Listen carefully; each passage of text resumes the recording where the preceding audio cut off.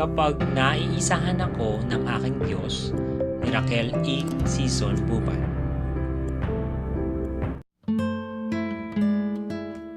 Madalas kong kontrolin ang mga bagay-bagay at pangyayari sa buhay ko dahil ayokong pumapalpak.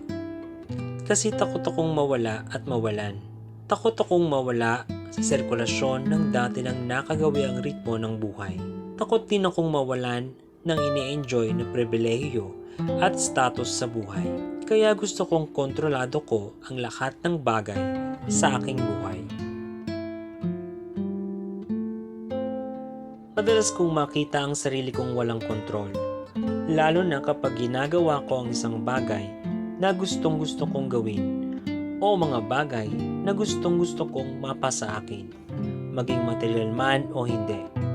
Bunga ng mga ito, madalas mangyari sa akin ang mga labis kong kinakatakutan, ang pumalpak, ang mawala at mawalan. Madalas matuklasan na ang may pakana at may kagagawa ng lahat ng ito ay ang aking Diyos.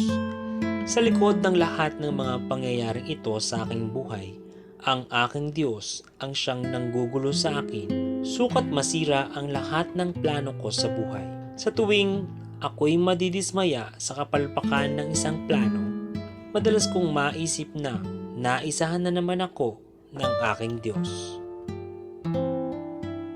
Madalas hinahanap ko sa aking sarili ang dahilan kung bakit sa kabila ng katotohanan ito, hindi pa rin ako matuto-tuto.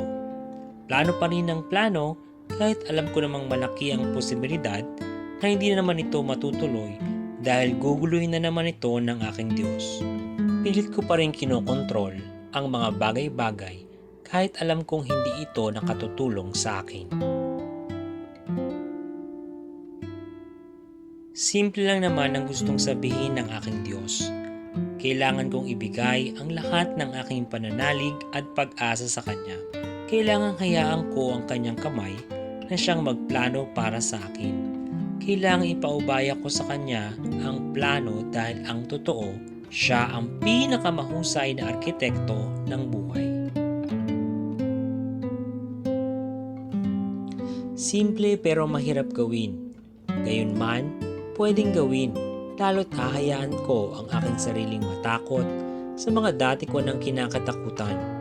Ang mawala at mawalan. Ano nga kaya kung mawala ako at mawalan?